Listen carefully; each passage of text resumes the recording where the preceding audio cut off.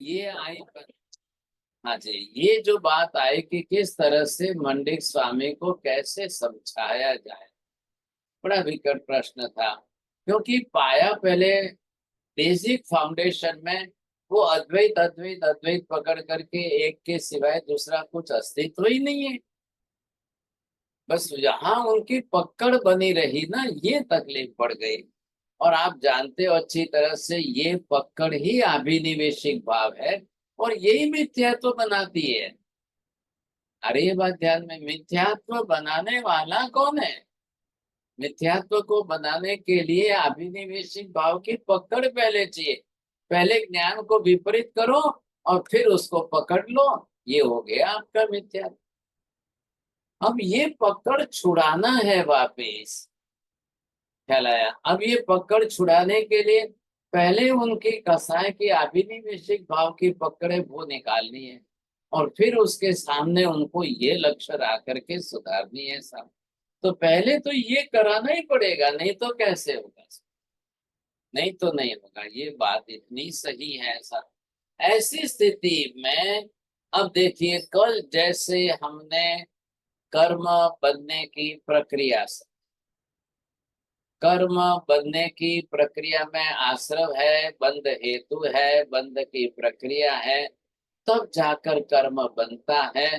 अब वो बना हुआ कर्म फिर अबाधा काल, फिर सत्ता में, फिर अबाधा काल के बाद उदय काल में विपाक, विपाक के बाद दुख।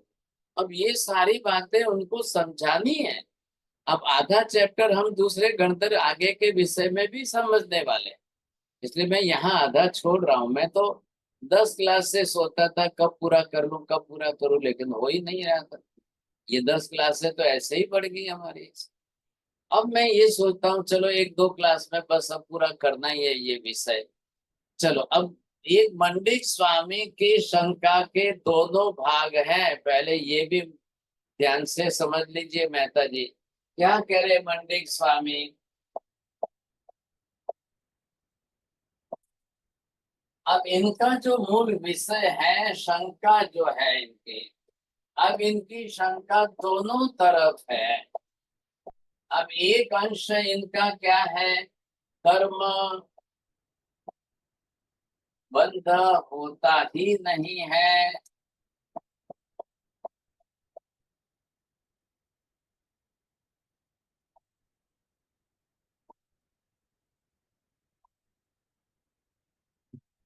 अब ये प्रश्न तो पहले ये आ गया इनका शंका का आधा भाग, और दूसरा आधा भाग इनका क्या है, फिर वापिस वियोग होता ही नहीं है।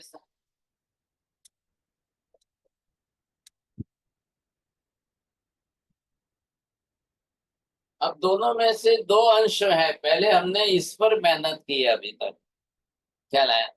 अब अगर वो ये भी, तो आप ये सोचोगे भी जो ये दूसरा अंश अगर ये नहीं स्वीकारे, ये शंका न रखे, तो आत्मा मुक्त हो जाए, आत्मा सिद्ध हो जाए, आत्मा मुक्त हो जाए, समझे कि नहीं? ध्यान से समझिए मेहता जी। उन्होंने क्या किया है मंडित स्वामी ने, मतलब वेद वेदांतों में आत्मा को द्रव्य अलग मानना और पर्याय अलग मानना, और पर्याय बदलती है और द्रव्य स्थिर रहता है, ये वो मानने को तैयार नहीं है। आ रही है बात ध्यान में? ये क्या झंझट है भाई, सब द्रव्य और गुण और पर्याय और सब अलग अलग। जैन धर्म के जैसी ऐसी व्यवस्था किसी ने नहीं की। पदार्थ है किस रूप में? पदार्थ कैसे? द्रव्य गुण पर्याय त्रिरूपात्मक है। अभी ध्यान दीजिए, अभी त्रिपदी मत बोलना। पदार्थ ही द्रव्य गुण पर्याय त्रिरूपात्मक है, और उसकी व्यवस्था करने के लिए उत्पाद में द्रव्य की त्रिपदी बनाई गई है। बोलिए राहुल जी, बोलो। पदार्थ की द्रव्य रूपी है, गुण पर्याय द्रव्य। चलिए मेहता जी बोलिए, आप थोड़ा ध्यान में इनका कमा रहे हैं। पदार्थ त्रिगुणात्मक है, द्रव्य गुण और पर्याय तीनों रूप से पदार्थ है। हाँ जी। और उसको दूसरा पक्ष आपने बताया कि वो उसको समझने के लिए त्रिपदी है। उसकी व्यवस्था, व्यवस्था को, सब व्यवस्था को हाँ समझने के उसकी लिए त्रिपदी। तो पदार्थ तो त्रिरूपात्मक है। पहले ये आपको स्पष्ट हो जाना चाहिए कि द्रव्य, गुण और पर्याय, ये पदार्थ का स्वरूप। अकेला द्रव्य भी नहीं, अकेली पर्याय भी नहीं, अकेला गुण भी नहीं, क्योंकि यहाँ पर तीनों ऐसे गुंथे हुए हैं कि गुण द्रव्य के बिना नहीं रहता है, द्रव्य गुण के बिना नहीं रहता है, पर्याय द्रव्य के बिना नहीं रहती है, द्रव्य पर्याय के बिना नहीं रहता है, पर्याय गुण के बिना नहीं रहता है, गुण पर्याय, ये तीनों अपने आप में ऐसे घुले मिले हुए हैं। अब ये गणित उनके वहां नहीं है, ये ऐसी सोच, ऐसी समझ उनके वहां पर है ही नहीं सर। अब उनको मंडी स्वामी को ये पूछा जाए, भाई साहब अद्वैत अद्वैत अद्वैत कर रहे हो, ये अद्वैत है क्या? ये द्रव्य है कि गुण है कि पर्याय है कि क्या है, क्या आप किस रूप में कह रहे हो? इतनी सी बात को वो समझने को ही तैयार नहीं है। अब वहां पर है ही नहीं व्यवस्था, वेद वेदांतों के अंदर कोई ऐसी बात ही नहीं है ऐसा। वो पदार्थ और द्विगुणात्मक आत्मा को भी जो है एक नैयायिक वैशेषिक द्रव्य रूप मानते हैं, वैदिक फिर वापिस उससे अलग हट जाते हैं। ऐसा तकलीफ यहाँ आके खड़ी रहती है। अब यहाँ आप देख रहे हो, जब एक बात सोचिए, ये कर्म बंद होता ही नहीं है, इसका सबसे बड़ा कारण इन्होंने क्या बताया कि भाई ये जो है आत्मा है। अब आत्मा अकेली अकेली आत्मा ही है, अकेली आत्मा का ही अस्तित्व है, अन्य दूसरे पदार्थ का अस्तित्व ही नहीं है, तो कहाँ से बंद होगा? फिर कर्म बंद नहीं होगा तो फिर भी उदय कहाँ होगा, फिर विपाक कहाँ होगा, फिर सुख कहाँ आएगा, फिर दुख कहाँ आएगा, फिर किसका प्रश्न आएगा? फिर तो एक भी बात सामने ही नहीं आएगी। ख्याल है कि नहीं? अब महावीर ने क्या विशेषता की? आत्मा को भी माना है, कर्म पुद्गल को भी माना है, पुद्गल द्रव्य की पर्याय को माना है, कार्बन वर्गणा जो है पुद्गल द्रव्य की एक पर्याय, उसके जैसा दूसरा द्रव्य का अस्तित्व नहीं है। आत्मा के जैसा अन्य द्रव्य का अस्तित्व नहीं है, तो आपका अद्वैत पना भी बरोबर बैठ रहा है। कार्बन वर्गणा का भी अस्तित्व मानो, उसके जैसा भी दूसरा कोई पदार्थ नहीं है, उसका भी अस्तित्व। ऐसे करके अस्थि कायात्मक पांचों द्रव्यों का अस्तित्व सिद्ध होता है, कोई निषेध नहीं आ रहा है। एक के कारण दूसरे का निषेध करने का कोई प्रश्न ही नहीं खड़ा हो रहा है। फिर सवाल कहाँ है? आप ये भी तो देखोगे कि नहीं? अब ये दूसरी बात क्या आ गई कि भाई ये तो आपने बताया, चलो भाई, तो ये चेतन द्रव्य है और ये जड़ द्रव्य है। अब ये जो बताया इन्होंने, तो ये अपने आप में कैसा है? ये कार्बन वर्गणा है। अब ये जड़ द्रव्य है, तो दोनों का मेल कहाँ होगा? सब कैसे बंधेंगे? ये दोनों एक कैसे हो जाएंगे? सब ध्यान रखिए, कार्बन वर्गणा आत्मा के रूप में परिणत नहीं हो जाती है, आत्मा बन नहीं जाती, और आत्मा कार्बन वर्गणा के अंदर परिणमन होकर के कार्बन वर्गणा जैसा बन जाए, वो भी नहीं है। क्यों नहीं होता है ऐसा? बोलिए जैन साहब, ख्याल आ रहा है आपको? महाराज साहब, एक द्रव्य तो दूसरा द्रव्य नहीं बनता है। क्यों नहीं बनता है? बोलिए छोड़िया जी। हाँ, महर्षा, एक द्रव्य के गुण दूसरे गुण में संक्रमित नहीं होते हैं। अरे भाई साहब, आपको क्या बोलना है? यही पारिणामिक भाव है। अच्छा पाइन। क्या है? अब पारिणामिक भाव का मतलब क्या? ये चेतन है, अनंत काल में जड़ नहीं बनेगा, और जड़ है वो अनंत काल में चेतन कभी बन ही नहीं सकता है। ये परिणमन जो है ना, वो पारिणामिक भाव, परिणमन ही सर्वथा निश्चित है। और दूसरा बोलिए ना उनकी भाषा में, मंडिक स्वामी की, भाई यही तो अद्वैत पना है इनका। वह दूसरे के जैसा बन नहीं जाएगा। कार्बन वर्गणा पुद्गल परमाणु है, भले आत्मा के साथ चिपक गई, बंद हो गई, एक रस हो गई, कर्म बन गई, वो आत्मा बन नहीं गई है। वो कार्बन वर्गना पुद्गल परमाणु के रूप में ही रहेगी सर। वो आत्मा नहीं बनेगी, आत्मा के प्रदेश रूप में वो कन्वर्ट नहीं होती है। और आत्मा के प्रदेश अनंत अनंत अनंत अनंत काल तक आत्मा प्रदेश ही रहेंगे, और वो अखंड है और ये खंड वाले हैं।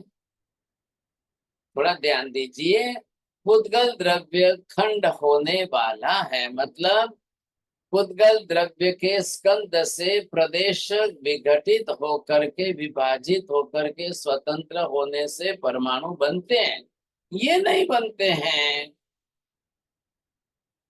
बस बात इतनी सी है, ये नहीं बनते हैं, तो ये अपने आप में वैसे रहेंगे ना, थोड़ी है। तो यही तो अद्वैतपना दोनों का है। हाँ, अब सवाल कहाँ आ रहा है, अनंत काल बीत जाता है, अनंत काल से कार्बन वर्गना के परमाणु आत्मा प्रदेशों के साथ चिपक कर एक रस बनकर के रहे हैं, तो भाई साहब क्या फर्क पड़ गया, काल चाहे कितना ही अनंत बदल जाए। जब शाश्वत सिद्धांत परमानेंट प्रिंसिपल है कि आत्मा के प्रदेश खंडित होने वाले ही नहीं है, और पुद्गल के प्रदेश खंडित होते हैं, और वो आत्मा के साथ चिपके तो भले ही चिपके, भले ज्यादा से ज्यादा 70 कुड़ाकुड़ी सागरोपन तक रह जाएंगे, लेकिन 70 कुड़ाकुड़ी सागरोपन की काल अवधि समाप्त होने पर इन परमाणुओं को फिर आत्मा से अलग होना ही पड़ेगा। तो ये बात यहाँ पर आ रही है, या तो कालक्षय से, काल समाप्त होने से, या उदीर्णा से, या निर्जरा से, या क्षय से, या क्षपक से आपको ये परमाणु वापिस आत्मा प्रदेशों से बाहर करना ही करना। कोई ना नहीं है इसमें, बिल्कुल ना नहीं, आसानी से होता है, कोई निषेध कहाँ है। तो जिस प्रक्रिया से, ध्यान से सुनना भाई साहब, जिस प्रक्रिया से, जिस क्रम से, जिस तरीके से कार्बन वर्गना के पुद्गल परमाणु आत्मा प्रदेशों के साथ बंद होकर कर्म बने हैं, अब उसी प्रक्रिया को रिवर्स करिए, रिवर्स करिए, वही कार्बन वर्गना के पुद्गल परमाणु आत्मा प्रदेशों से विभक्त होकर अलग हो जाएंगे। कोई देर नहीं लगती है, तो बात तो एक ही वाक्य में पूरी हो गई। लेकिन अब ये प्रक्रिया समझनी तो पड़ेगी ना। अब ध्यान से समझिए, क्यों कर्म बंध क्यों हुआ, कैसे हुआ। कल जैसा कि मैंने आपको बताया था, अब उसके हिसाब से आप देखने चाहिए। ये है चेतन आत्मा,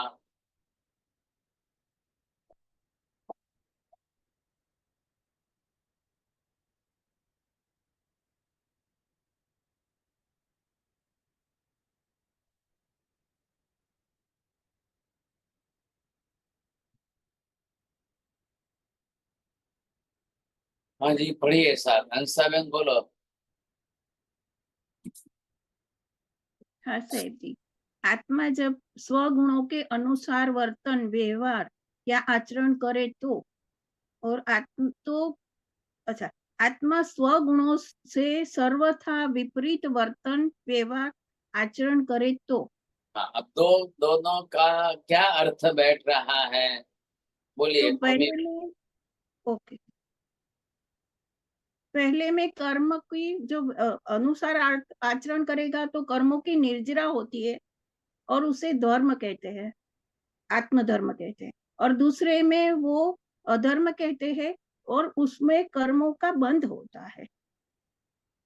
अब जब आत्मा ये कर सकती है तो ये कर सकती है, ये कर सकती है तो ये कर सकती है। अरे ये बात ध्यान में, आत्मा द्रव्य रूप से वही है, ये क्या हो गया, ये हो गया आत्मा द्रव्य रूप से वही है, ये हो गया आत्मा को अपने गुण रूप से देखना है, और ये हो गया इसका आचरण हो गया सब। अब इधर देखो, यहाँ पर भी द्रव्य रूप से आत्मा यही है, ये गुण रूप से यहाँ पर गुण यही है और ये आचरण यहाँ पर बिल्कुल वही है। अब सवाल किस बात का आया है, ये इधर देखिए आप, ये दो शब्द ही इस वाक्य को बदलने वाले महत्व के हैं। अरे ये बात ध्यान में बोलिए आशा में जी, क्या हो रहा है? कि आपने बताया उस आधार से कि वो दो शब्द वही है कि जो आत्मा गुणों के अनुसार, स्व गुणों के अनुसार कार्य करती है और दूसरी में आत्मा सगुणों से विपरीत आचरण करती है। अब जैसे ही विपरीत आचरण किया, ये कार्बन वर्गणा के पुद्गल परमाणु फटाफट अंदर आ गए।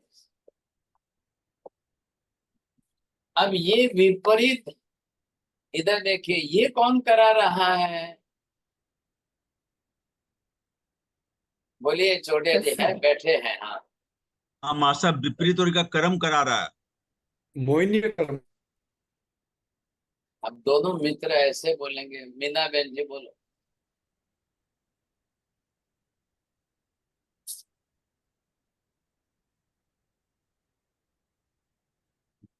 मिथ्या हाँ बोलो। अंदर का मिथ्या। राग द्वेष करा रहा है। अब ये मिथ्यात्व करा रहा है, अब पहले इसका विपरीतीकरण कर रहा है। ख्याल है? अब जो गुण है आत्मा के, अब भाई ज्ञान भी है, दर्शन भी है, चारित्र भी है, विनय भी है, सब कुछ है, फिर आप क्या कर रहे हो? ख्याल है? तो यहाँ आपको गुण के अनुसार कौन करा रहा है? ये सम्यक दर्शन करा रहा है। ये सम्यक तो आपका जो सम्यक दर्शन है वो सही करा रहा है, और उससे उल्टा हो गया, ठीक उल्टा विपरीत। अब ये आपको कराने वाला समझे। अब पहले ही इसने सब कुछ आपको मिथ्या करा दिया, पहले ही इसने सब कुछ उल्टा करा दिया। अब आप क्या करो भाई साहब, पहले ही जब इसने उल्टा कराया, अब आप उल्टे में विपरीत भाव में आ गए। अब विपरीत भाव में आने से क्या हुआ? यहाँ जो समता रखनी है वहां आप क्रोध कर रहे हो, जहां नम्रता रखनी है वहां आप बिल्कुल विपरीत चल रहे हो, भी अभिनय कर रहे हो। यहाँ आपको जो है सरलता रखनी है, वहां आत्मा माया कपट कर रही है। जहां आपको संतोष रखना है वहां आप लोभ कर रहे हो। जहां आपको वितराग भाव रखना है वहां आप राग कर रहे हो। जहां आपको जो है समभाव रखना है वहां द्वेष कर रहे हो। ये सब क्या कर रहे हैं हम? ये क्यों कर रहे हैं हम? ये मिथ्या तो पहले मुझे मानने को ही नहीं दे रहा है, ये स्वीकार ही करने को नहीं दे रहा है साहब, ये उल्टा चल रहा है।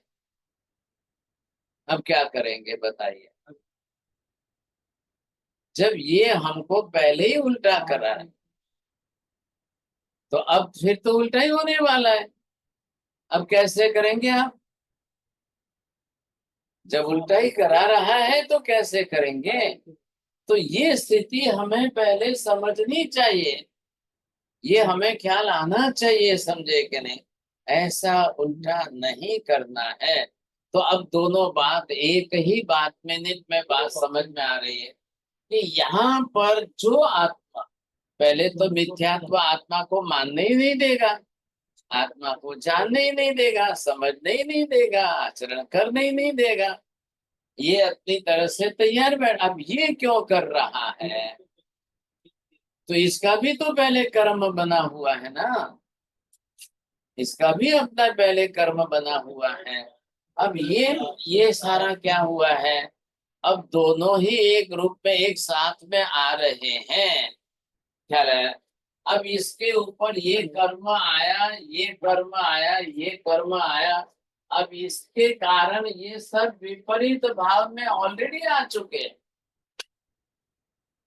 ये सब विपरीत भाव में ऑलरेडी आ चुके हैं। अब इनको उल्टा ही चलना है, अब उल्टा ही करना है।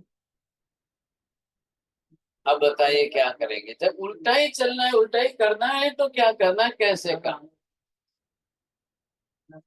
तो ये उल्टा भाव कराने वाला ही मिथ्या। तो आपकी ट्रेन 100 डब्बे की हो उससे मतलब नहीं है, इंजन जो है वो मुख्य है। अब वो इंजन ही पहले उल्टा करा रहे, अब क्या करेगा? पहले ये विपरीत करा रहा है, अब उसको सब उल्टा कर। फिर इधर आया, इधर और उसने उल्टा कर दिया, समझे कि नहीं? अब ये यहाँ पर आया तो इसको ही ढक दिया, इधर आया तो ये इसको ढक दिया, इधर आया तो ये। अब जब चारों तरफ से सब उल्टा हो रहा है, ये तो इस प्रक्रिया से कर्म बन गया। अब बना हुआ कर्म क्या है ऐसा?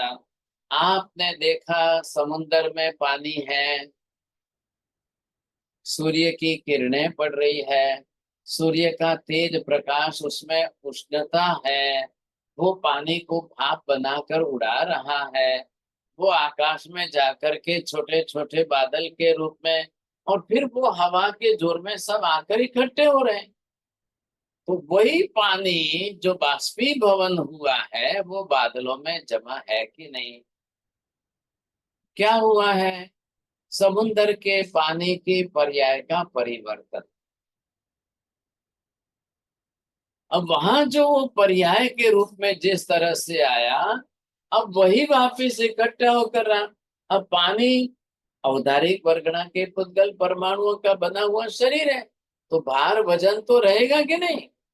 इतना समुद्र का पानी ऊपर गया है हवा में, आकाश के अंदर, तो उसका भार कितना है? आपको एक पानी की बाल्टी उठानी हो तो इतना भार क्यों लगता है? आपको एक बाल्टी पानी की उठानी है, इतना भार लगता है। ये क्या है सब? तो ये आत्मा के ऊपर भार किसका आया है? पुद्गल परमाणु का। पुद्गल परमाणु के अंदर मास एंड वेलोसिटी सब है, गुरुत्व लघुत्व उसमें है। आत्मा तो अगुरु अलघु, आत्मा में तो गुरुत्व लघुत्व नहीं है भाई साहब। अब प्रश्न कहाँ आ रहा है? ये तो बिल्कुल अलिप्त है। लेकिन अब ये स्थिति हुई, अब मैंने यदि काला गूगल्स पहना है तो मुझे दूध भी काला देगा, मैंने लाल पहना है तो ये कपड़ा मुझे लाल दिखाई देगा, मैंने ग्रीन पहना है तो मुझे ग्रीन दिखाई देगा। बात तो यही है। इतनी सी बात को लेकर के जो चलना है। अब ये आवरण आया, इधर देखिए ध्यान से। इस बादलों के आवरण के कारण सूर्य के अस्तित्व का कोई विनाश हुआ क्या? सूर्य जो है लाखों करोड़ों माइल दूर है, बादल यहाँ 5-10 माइल पर है। क्या नुकसान हुआ है? सूर्य का क्या नुकसान हुआ है? कोई फर्क नहीं पड़ा है, सूर्य को कोई फर्क नहीं पड़ा है। रोज रेगुलर अपने समय पर उदय होता है, अस्त होता है, उदय होता है, अस्त होता है। वो बरोबर अपनी दिनचर्या में चल रहा है, वो चल रहा है। चाहे बादल आए चाहे ना आए, चाहे बरसे चाहे ना बरसे, चाहे जो भी कुछ हो, वो अपने हिसाब से चल रहा है, वो चल रहा है। बात पूरी हो गई। अब किसको ध्यान देना है, किसको देखना है? ऐसी स्थिति है।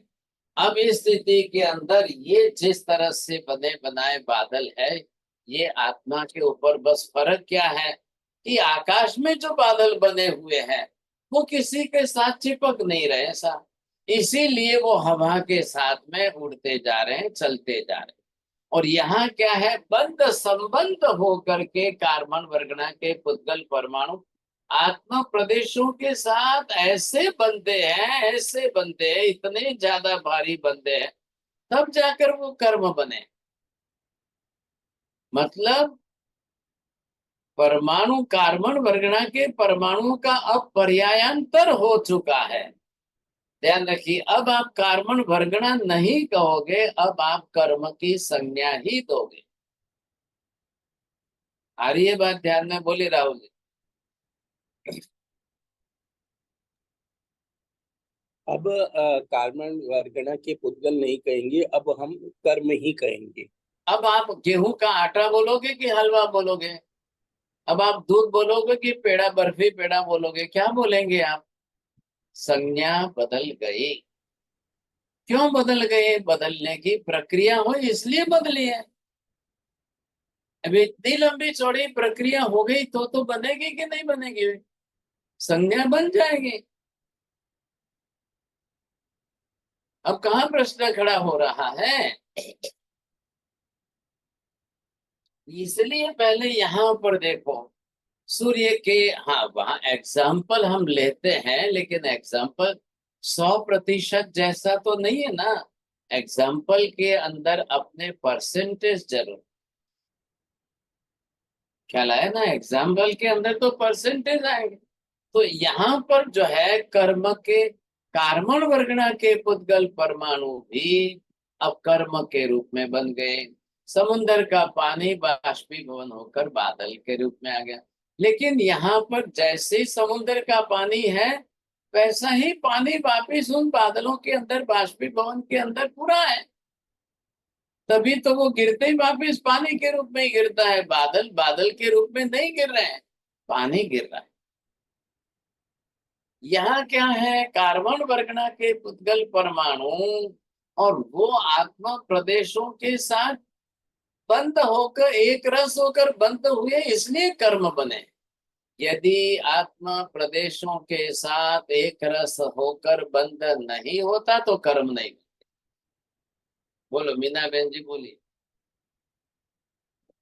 Mary Sahib, you said the Karman Vargana, because it got mixed with the Atma, it stuck on that. That's why it became karma. Otherwise, it wouldn't have been a karma. हाँ, अब आपको ये ख्याल आ गया ना, अब ये कर्म है, ख्याल है। अब इनको कर्म नाम संज्ञा दी है।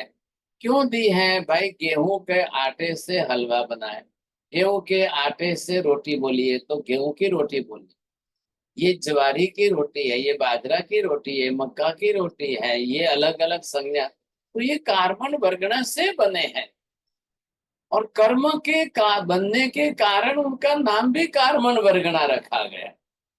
हमने नहीं रखा है, केवलियों ने रखा है। हमारे रखने से थोड़ी हुआ है, ये केवल ज्ञानी का काम है। क्यों उनका क्यों काम है भाई साहब? भाई केवल दर्शन से उनको पूरा दिखाई दे रहा है, केवल ज्ञान से पूरी तरह से जान रहे हैं, अब वो कर्म बना है। इसलिए जिससे कर्म बनता है उसको कार्बन वर्गणा की संज्ञा। वो कल हमने बातें कर ली है कि उसमें जो योग्यता पात्रता है, वो जितनी योग्यता उसमें पड़ी है उसके कारण ही वो कर्म बना है। योग्यता नहीं होती तो कर्म नहीं बनता। ऐसे कार्बन वर्गणा को छोड़ करके सैकड़ों प्रकार के अन्य परमाणु बहुत सारे हैं, सभी कर्म नहीं बन जाते हैं। जनरल साइंस में मत लेना आप, जो परमाणु है कर्म बन जाएंगे, जो परमाणु है कर्म बन जाएंगे, नहीं बनते हैं साहब। रेती दूध में नहीं पिघलती है, दूध मीठा नहीं कर सकती है, सिर्फ शक्कर ही दूध में पिघलेगी, वही दूध को मीठा करेगी। हर किसी परमाणु को आत्म प्रदेशों के साथ बांध देंगे, नहीं बनता है। क्यों नहीं बंधेगा भाई? पहले तो वर्गणा बने, उसके अंदर पहले उतनी योग्यता पात्रता आनी चाहिए, पहले उसमें इतनी योग्यता पात्रता आ चुकी है, तब जाकर के अब वो आत्मा प्रदेशों के साथ एक रस होकर कर्म बने।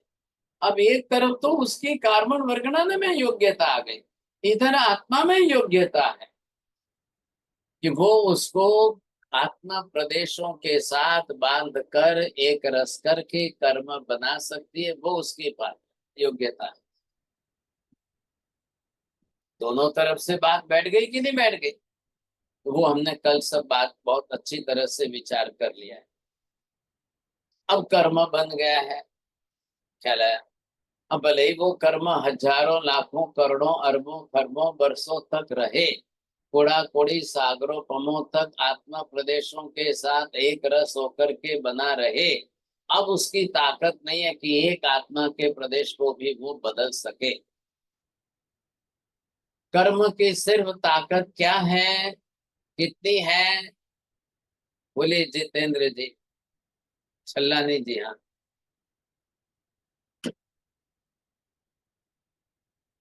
नहीं, हाँ नहीं बाबू बोलिए। जी, नहीं बाबू जी, मैं अभी आया। अच्छा, धन्यवाद। बोलिए राहुल जी। हाँ, आत्मा के गुणों को ढक दे, बस विपरीत कर। बस बस बस, आत्मा के गुणों को ढकना है, दबाना है, विपरीत करना है, विकृत करना है, अल्प प्रमाण में प्रकट। बोलिए आचार्य जी, है ना, आप बैठे हैं ना, बोलो। हाँ जिसकी, महाराज, आपने बोला था कि हाँ, आत्मा जो कर्म वर्गना के पुद्गल परमाणु आत्मा पर लगे हुए हैं, कार्बन बोलो, कार्बन। कार्बन वर्गना के पुद्गल परमाणु जो आत्मा पर लगे हुए हैं, उनका काम है सिर्फ आत्मा के गुणों को विपरीत करना, आवरण करना और विकृत करना। बरोबर है। अब वो आत्मा प्रदेशों को नष्ट करने का उसका काम नहीं है। आत्मा प्रदेशों को नष्ट नहीं कर सकती है, उसकी क्षमता नहीं है। आत्मा गुणों को नष्ट नहीं कर सकती है, वो उसकी क्षमता नहीं है। और आत्मा प्रदेशों वाले बने हुए आत्मा द्रव्य का न तो प्रदेश नष्ट होता है, न गुण नष्ट होता है। उधर उसकी अखंडता बनी हुई है। आ गई बात ध्यान में? आप दोनों तरफ लीजिए ना। ये जो हम देख रहे हैं कि इधर आपने ये देखा आत्मा प्रदेशों की रचना। अब प्रदेशों की रचना इतने प्रमाण में जो बनी हुई है,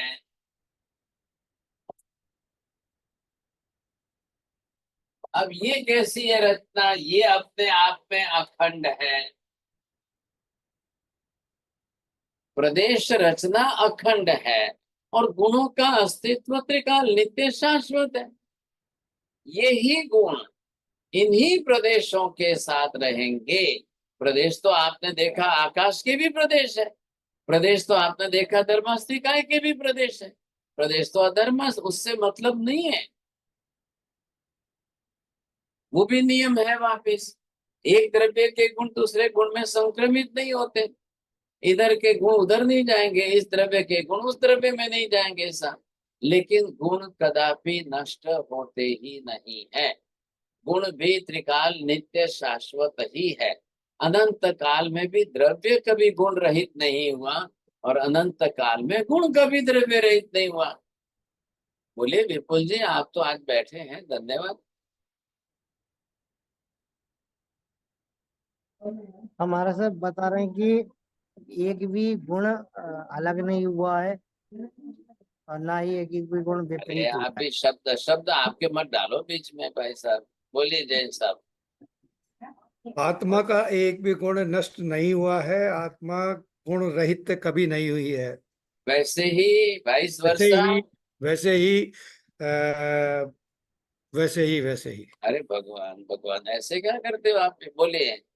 अनंत काल में कभी भी द्रव्य गुण रहित नहीं हुए हैं, अनंत हाँ, काल में गुण कभी द्रव्य रहित नहीं हुए हैं। दोनों तरफ आ गए और गुण संक्रमित नहीं हुए हैं।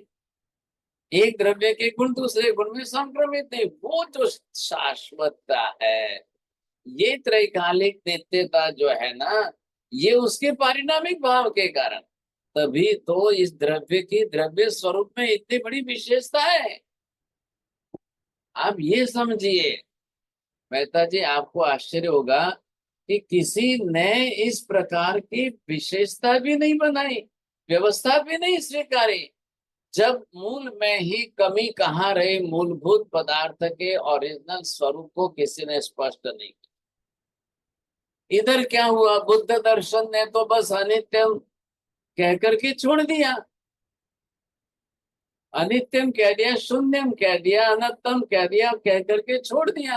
अब उनको तो विचार ही नहीं करना है। और इधर इनका कोई कुरान बाइबल वालों का तो कोई प्रश्न ही नहीं खड़ा होता है। और इधर बच्चे एक ही बच्चे हैं वेदांती, जो वेद को मानने वाले जो है वो एक ही बच्चे, लेकिन उन्होंने किसी ने इस प्रकार का विस्तार डिटेल में किया ही नहीं। अब क्यों नहीं किया है भाई साहब? मूल बात जा रही है, ओरिजिनल स्रोत जो है उद्गम, वो सब जा करके केवली तक पहुंचता है। बिना केवल ज्ञान के यह भेद कोई कर ही नहीं सकता, संभव नहीं।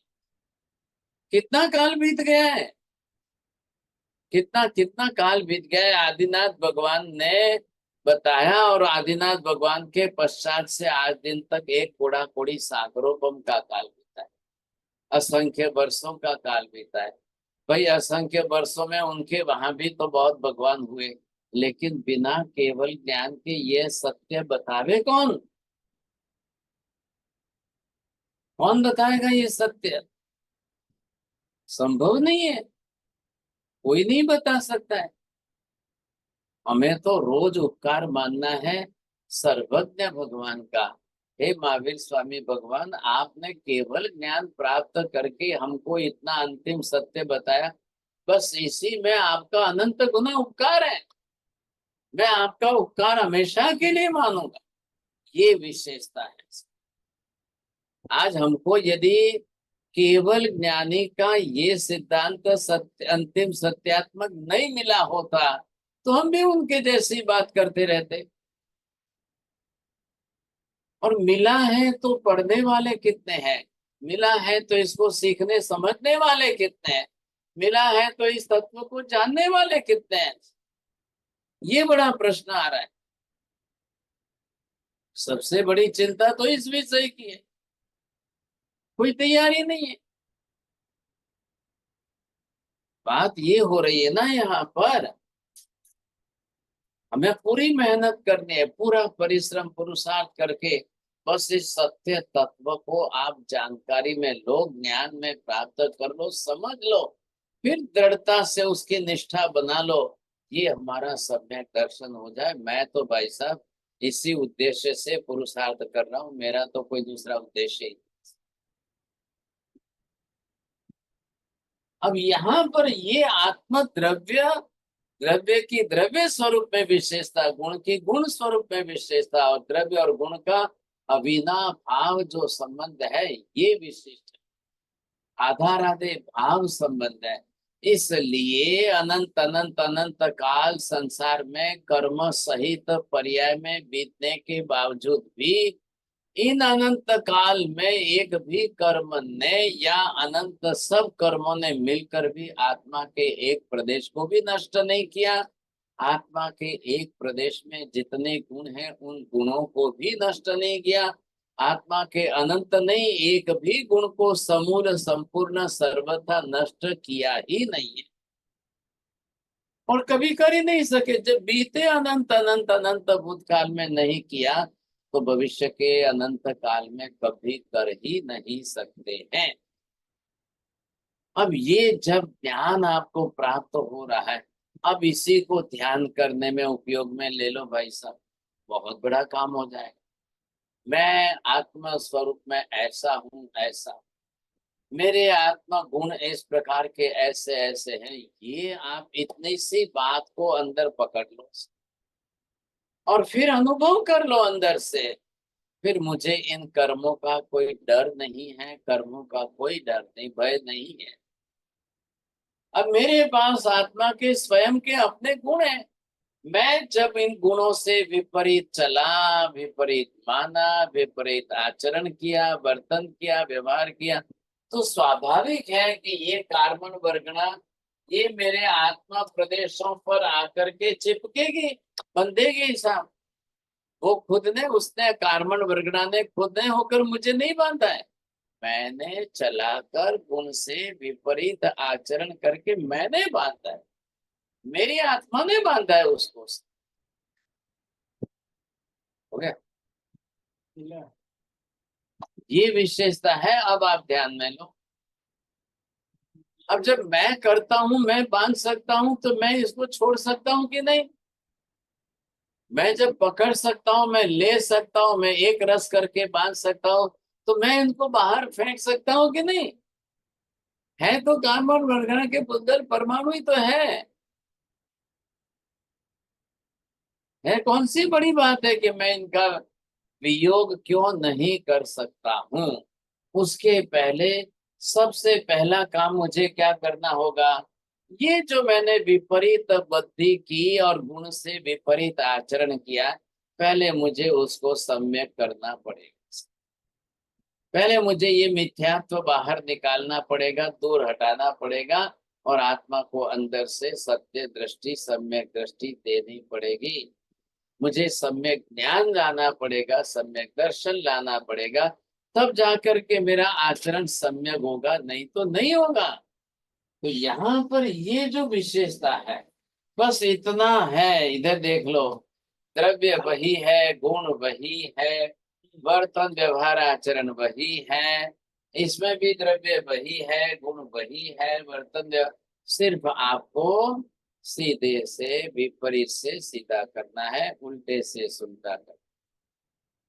हमने जो उल्टा कर दिया है, विपरीत कर दिया है, ये उसकी बुद्धि है, उसका परिणाम है, और कुछ नहीं है। अब आप समझ जाओ ये हमारी गलती कहाँ हो रही है, ऐसी बड़ी गलती हमारी कहाँ हुई, आप ये देखिए। तो ये जब आपको ध्यान में आ जाए, और ये आप जब लक्ष्य में ले लो, समझे कि नहीं, तो आपको ख्याल आ जाए। अब ये जब आपको लक्ष्य ही नहीं लेना है, आप इस दृष्टि से इसका विचार ही नहीं करना चाहते हो, तो फिर क्या परिणाम होगा? तो फिर ये उल्टा ही चलेगा, फिर तो क्या मतलब ही नहीं रहेगा कुछ भी। इतनी सी बात को कर लो। अब मैं जो प्रक्रिया जितनी हमने बनाने की बताई थी, अब वापस वियोग के अंदर उसकी लेकर के मैं 1-2 क्लास के अंदर मंडिक स्वामी का पूरा विषय ही पूर्ण करना चाहता हूँ। देखो हो जाए तो बहुत अच्छी बात है। हाँ जी बोलिए साहब, किसको पूछना है? साहिब जी, क्षय और निर्जरा में क्या फर्क है? क्षय कौन समझाएगा इनको? जैन साहब। मेरे ख्याल में पूछ रहे हैं कर्म क्षय और निर्जरा में क्या फर्क है। हाँ तो बोलिए ना जल्दी। हम निर्जरा करेंगे तो कार्बन वर्गना के पुद्गल को क्षय बाहर क्षय फेंकेंगे। क्षय क्रिया है, निर्जरा रिजल्ट है। रिजल्ट है। क्षय की क्रिया करनी है, और निर्जरा में कार्बन वर्गना के परमाणु आत्मा प्रदेश से बिखर करके दूर हो रहे हैं, गिर रहे हैं, वो निर्जरा है। सिंपल फर्क था भाई साहब। बोलिए मनीषा बहन जी, क्या पूछना है? अभी खोला है दरवाजा। गुरुजी पारिणामिक भाव एक बार और बता दीजिए। बस स्थिर भाव, जो पारिणामिक भाव से होता है वो अनचेंजेबल होता है, वो स्थिर भाव से, स्थिर वो भाव। बदलेगा नहीं फिर। बोलो पम्मी बहन जी बोलो। महाराज साहब, you just said that केवल ज्ञानी है, इसके लिए अपने appreciated that, but so in other religions there were no keval jnanis, that they never went to moksha or things like that. Without keval jnana nobody can achieve the salvation. Agreed. Keval jnana, what is the proof of that keval jnana? And without that keval jnana nobody become as a god. ये भी तो ध्यान में लेना पड़ेगा ना। हाँ। बोलिए आचल्य जी बोलिए। हाँ महाराज साहब, आपने बताया कि स्वगुणों, आत्मा के स्वगुणों के अनुसार आचरण करे तो मतलब वो सम्यक्त्व है। ऐसे भी लोग हमारे मतलब आते हैं, you know, like day to day life में, हु आर रियली गुड, और मतलब जो वो लगते हैं कि आत्मा के गुणों के अनुसार ही आचरण कर रहे हैं, तो इसका ये मतलब है कि वो सम्यक्त्व है? नहीं, सम्यक तो नहीं है, आचरण गुण है, अच्छा है। अच्छा, सम्यक तो होना तो ना सब बात के अंदर आ जाएगा ना। गुण तो सबके अंदर है, और गुणों के 100% कर्म के आवरण से अगर कवर्ड नहीं है, इफ द 10% इज ओपन और 20% इज ओपन। अब ये तो मिथ्यात्व है, वो यहाँ पर बंद है, लेकिन किसी ने इसका यूज किया, किसी ने इसका यूज किया, किसी ने इसका यूज, ये यूज नहीं किया है, ये तो मिथ्यात्व ने दरवाजे बंद करके रखे। अब ये जो समता है, शांति है, नम्रता है, क्षमा है, कोई भी गुण तो अनंत है ना। आखिर तो वो भी तो आत्मा ही है, जो भी आ रहे हैं वो भी आत्मा ही है। तो वो अपने बिहेवियर्स के अंदर अगर गुणों का आचरण करते हैं तो उनका एक आचरण, मतलब इतने में से एक आचरण ये सही है, लेकिन ये अभी तक उन्होंने ओपन नहीं किया है। इसका मतलब है कि वो मिथ्यात्व है, लाइक जरूरी नहीं है समत्व होना चाहिए। बिल्कुल बिल्कुल। थैंक तो यू महाराज। मिथ्यात्व में रह करके भी आप अच्छे गुणों का आचरण कर सकते हो। मिथ्यात्व के अंदर तो मानने का ही प्रश्न आ रहा है ना। जी थैंक यू महाराज साहब। बोलिए किसको पूछना है? नमो हरिहंताणं सिद्धाणं नमो वज्रायाणं नमो लोहे सर्वसाहुणं एषु पंच नमोकार सर्वपापनाशनं मंगलानं च सर्वेशं परमं भवै मंगलम्। मंगलम भगवान वीरो मंगलम गौतम प्रभु मंगलम स्तुलिभद्राद्य जैन धर्मोस्तु मंगलम चत्वारि मंगलम अरिहंता मंगलम सिद्धा मंगलम साहु मंगलम केवली पन्नतो धम्मो मंगलम। चत्वारि लोग उत्तम अरिहंता लोग उत्तम सिद्धा लोग उत्तम साहु लोग उत्तम केवली पन्नतो धम्मो लोग उत्तम। चत्वारि शरणं प्रव्रजामि अरिहन्ते शरणं प्रव्रजामि सिद्धे शरणं प्रव्रजामि साहु शरणं प्रव्रजामि केवले पन्नतं धम्मं शरणं प्रव्रजामि। सर्वमङ्गलमाङ्गल्यं सर्वकल्याणकारणं प्रधानं सर्वधर्म जयनं जयति शाश्वतम्। धर्म लाभ बहुत बहुत साहब जी त्रिकाण हमारे जो